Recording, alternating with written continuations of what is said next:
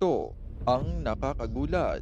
Matitindi ang mga naging banat ng dating presidential spokesperson na si Attorney Harry Roque laban sa umano'y mga kongresista na tila unlimited ang ginagawang pagnanakaw ngayon sa ating gobyerno. Isiniwalat din ni Harry Roque na halos lahat ng perang natatanggap umano ng mga mambabatas ay hindi na dumadaan sa liquidation kundi pirma na lamang at certification na ito'y kanilang nagamit. Kaya naman anya malakas ang loob ng mga ito na magbulsa ng pera ng taong bayan dahil wala naman silang magiging pananagutan, lalo pat mismong mga liderato pa ng Kamara ang siyang pasimuno sa mga pagnanakaw na pinangungunahan ng House Speaker na si Martin Romualdez. Kaya naman panahon na nga anyang palitan ang ating batas patungkol sa paggamit ng pondo ng ating bansa nang sa gayon ay magkaroon ng accountable at kaparusahan ang mga buwayang kongresista na nagnanakaw sa pera ng taong bayan. Ayon pa nga sa komento ng mga netizen, solid Duterte para mabawasan man lang ang mga kawatan na politiko. Walang mangyayari sa Pinas kung iboboto nyo ang mga kurakot sa gobyerno. Simulat sa pool, ganun na ang kalakaran sa politika ng bansa. Korupsyon at di na yan bago, kaya ang bansa ay hindi na umuunlad ng dahil sa mga kawatan ng mga nakaupo sa gobyerno. Ang daming mahihirap pero sila ang nagpapakasasa sa pera ng bayan. Dapat buwagin na yang kongreso na yan. Di naman talaga makakatulong yan sa mahihirap. Ang tinutulungan yan ay ang mga nakaupo sa kongreso. Sila ang nabubusog sa kaban ng bayan kaya di nawawala ang kahirapan. At narito, panuorin pa natin ang buong video. Po ay kongresista, 2 taon naman ako nakaupo dyan, wala pong liquidation ang mga budget na natatanggap ng mga kongresista. Pinipirmahan lang natin ng certification. Mas matindi pa po ang proseso at ang patakaran dyan sa Kamara. Naging kongresista po ako, pinirmahan ko yung mga certification na yan. Nung bago ako, sa totoo lang po, ang dami nag-a-apply, yung mga dating staff na mga nawala ng kongresista. At ang palagi nilang sinasabi, kailangan nyo kami sa liquidation dahil mahirap ang liquidation. Mula po nung 17th Congress, tinanggal na po yung liquidation. Certification na lang. Yan ang extraordinary expenses ninyo. Confidential and extraordinary expenses. Lahat ng natatanggap ng congressman. Magkano yan? Nung panahon ko po, kasama ang sweldo, 700,000 a month. O, kasama na lahat yan. Supplies, travel. Pero actually, may mga itemized lang yan. Ang katotohanan yan, binibigay ang buong buo cash. Pipirmahan mo lang ang certification na ginastos mo yan. Wala nang kinakailangan pa. Wala nang liquidation. Nagulat ako kasi nga, nung nandun ako bago, nung mga unang araw ko, awawan namin nagsasabit ng resume, ang palagi nilang sinasabi, sanay kami mag-liquidate. Tinanggal na po lahat yun mula nung 17th Congress. Lahat po ngayon, confidential fund, lahat yan, miscellaneous expenses sa Kamara. Magpakatotoo kayo dyan dahil ako'y galing dyan, pwede ba? O gusto niyo, isiwalat ko pa kung saan galing ang mga ibang kita ng congressman. Ako naman, di ako nakinabang dyan. Dahil miskin nakakuha ako ng budget, ninanakaw naman ng mga district congressman, kontrolado ang district engineer. Oh. Pero hindi naman sige, gusto nyo, mag-episode tayo, special episode with Blackboard. Kung saan nyo kinukuha ang mga kita ninyo. Kung bakit nagpapakamatay kayo maging chairman ng commission ng Committee on Appropriations. Sige, siwalat natin kung magkano ang proyekto ng mga speaker at magkano ang mga kinikita nyo sa kada piso na ginagastos para sa infra. Gusto nyo? Personal knowledge yan. Hindi ako gaya ni Sas na nagtatanong. Karanasan ko. Nakita ko personal. Itigil ang kasinungalingan. Ang katotohanan, tinatarget nyo si BP Sara dahil siya ibanta sa 2028. No other way of explaining it. Mahiya kayo. Dahil bakit si BP Sara lang ang tinarget nyo? Hindi mga sarili ninyo. Diba? Kung talagang kayo ay nagmamahal sa bayan, kung talaga kayo, dais nyong ibigay ang pondo sa West Philippine Sea, yung sarili ninyong mga miscellaneous funds, ibigay nyo para sa West Philippine Sea. Huwag yung sasabihin you are on the right side of history, tatanggalin nyo isang opisina lang ng Vice President, pero yung sa inyo, tatago nyo pa rin. Hypocrisy is that is the right word for you. Right place of history, mahiya ka nga dyan. Wala ka nga dyan liquidation ngayon sa House eh. Pirma lang kayo ng pirma dyan. Certification lang ang kailangan dyan. Tapos, ang gagaling, we are on the right side of history. Anong right side of history? Parang mali ang history ang alam mo. Sige kayo, wag niyo akong hamunin. Ako nakikisama. Dahil minsan nga ako yan ang kultura dyan eh. Makisama ka, kaya tahimik ka dyan. Pero, huwag kayong magsisinungaling. At huwag nyo kayong asahan na mananahimik yung mga taong nakakaalam talaga kung anong patakaran dyan sa House.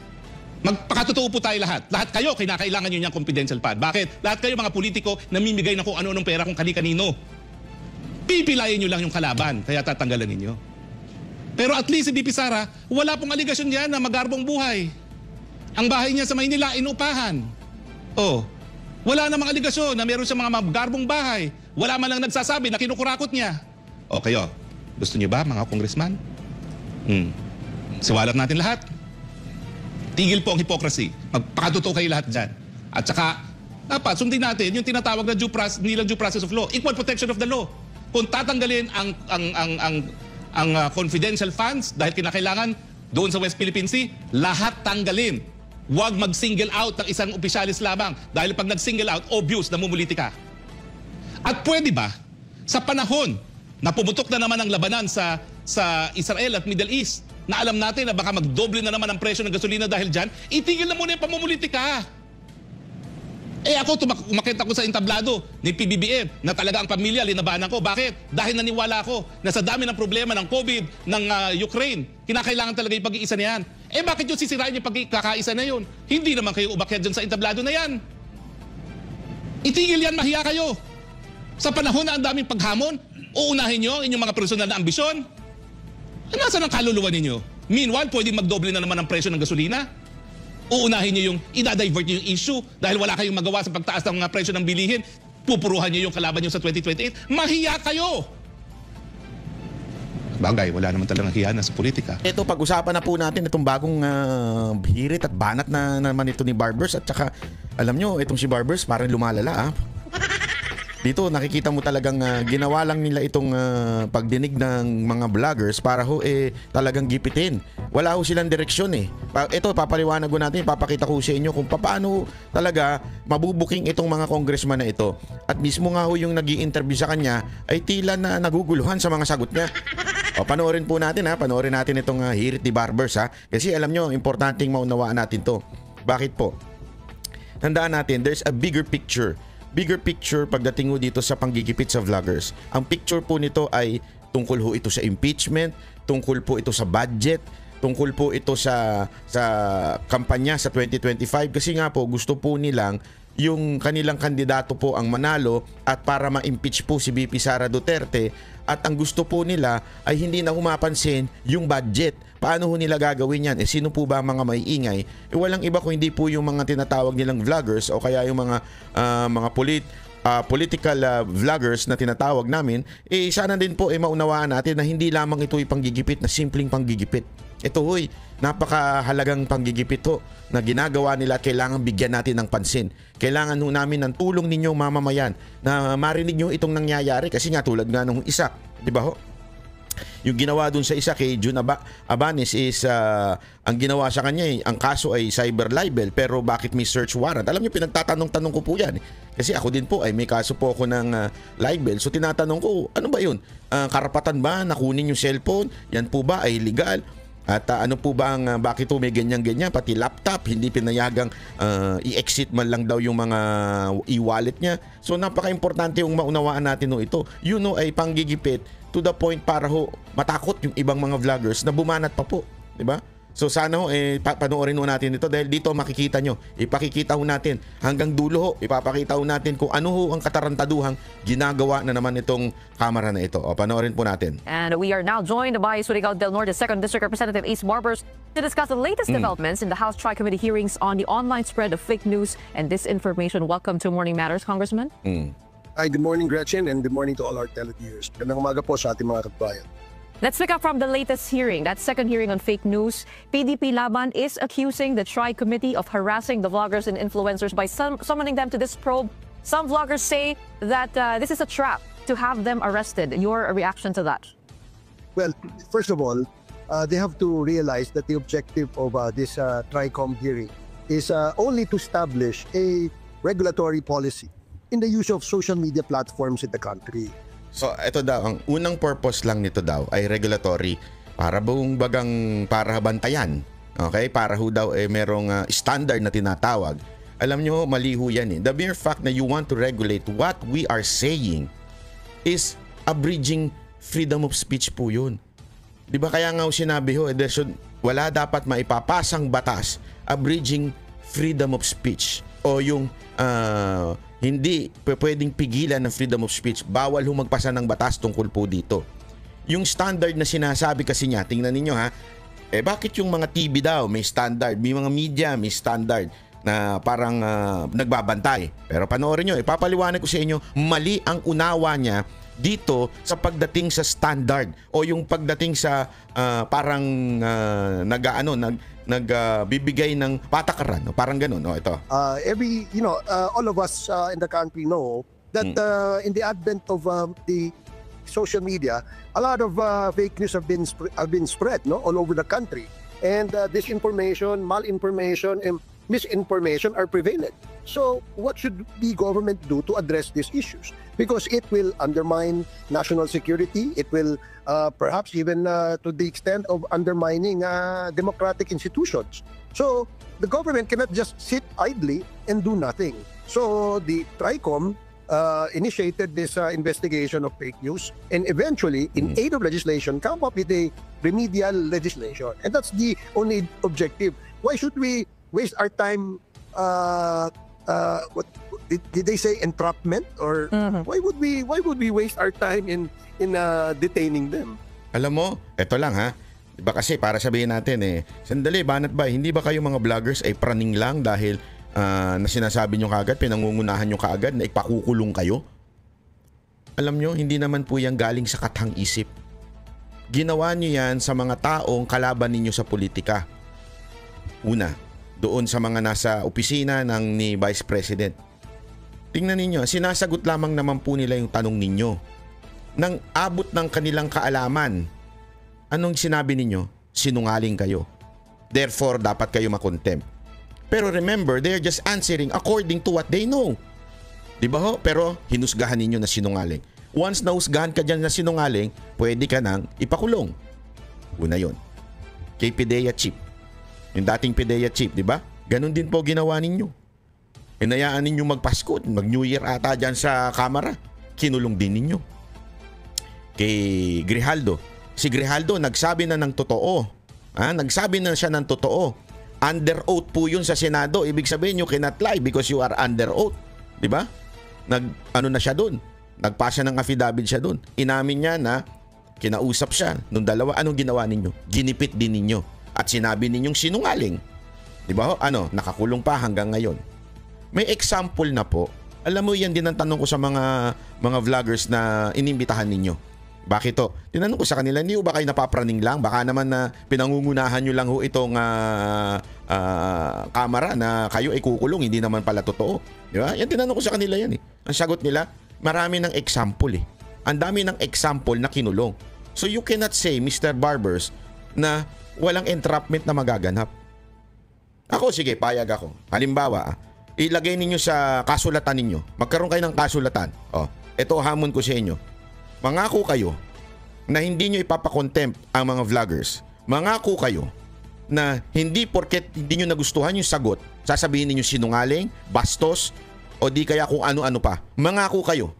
Kasi kung hindi kayo mangangako, sabi nga, bakit mag-a-appear dyan? Di ba ho? Mangako kayo na hindi nyo huhusgahan. Kasi ang problema, hindi naman kayo korte na para magsabing, sinungaling ka, mali ka. Sandali, sino po ba kayo? Husgado po ba kayo? Hindi naman kayo husgado. Bakit nyo sasabihin ganyan? Diretsuhan yan ha. Wala hong silang ipipresentang ebidensya na, ito, sinungaling ka kasi ito. Wala ko kayong ginaganon eh. Basta hindi lang trip, lalo na yung isang dating hitman. Tawag nga nila, dating hitman daw yan. Pag yan, hindi niya nagustuhan yung sagot, ipapakontempt ka na kagad. Maglabas kayo ng kasulatan, deal, na hindi kayo magpapakontempt. Pustahan tayo, mag-a-appear lahat ng mga vloggers dyan. Sigurado mapapahiya pa kayo. Tuloy natin. If we don't have any basis, can we get anything out of that? No. You can. Anong sinasabi mo? You cannot get anything out of that. Meron kayo makukuha. Matatakot to ang mga tao. At saka hindi na ako makakapag-vlog. Yun ang benefit nun. Ibig sabihin nun, hindi na kayo mababanatan. Yun lang naman po yun eh. Kasi pikon na pikon kayo eh. Pikon na pikon kayo na nababanatan kayo eh. So, ibig sabihin nun, mga kababayan, meron kayo nakukuhang benefit. So, wag natin sasabihin na wala kayo nakukuhang benefit. We invited them is because they were the ones who are active in the social media and we wanted to know. if they indeed would agree to a policy that will be approved by Congress and eventually become a law. Ibig mo bang sabihin kami lang ang aktibo o yung mga inimbitahan lang ang aktibo sa social media? Napakalabo naman po ata nun, sir. Hindi ho. Dalawang panig ho yan eh.